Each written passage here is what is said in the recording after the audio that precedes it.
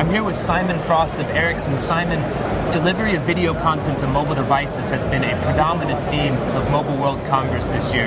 Relative to that space, what trends is Ericsson watching?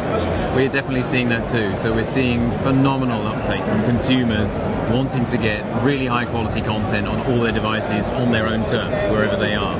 And of course, what that's doing is driving massive growth in the traffic in networks, particularly cellular mobile networks.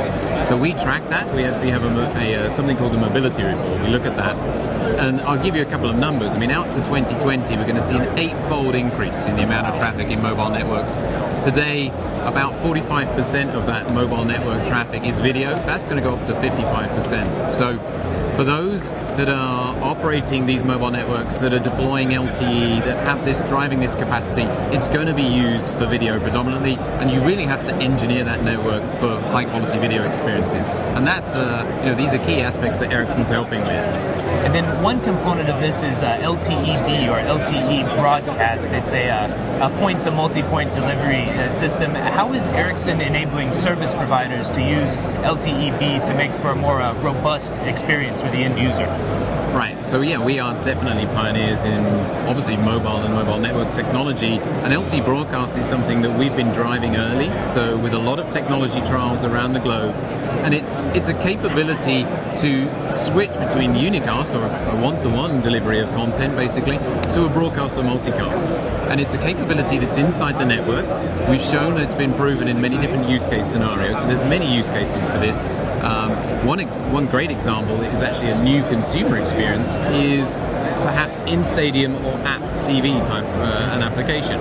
So you can imagine if you were at NASCAR, for example, you could have an augmented experience using your tablet, using your smartphone, where you could follow live video feeds from all of your favorite drivers in the different cars.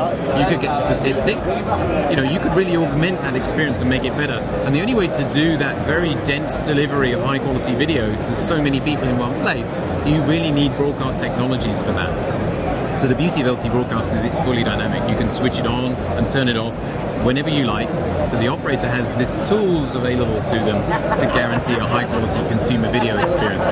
So it's just one of the areas we're pioneering that.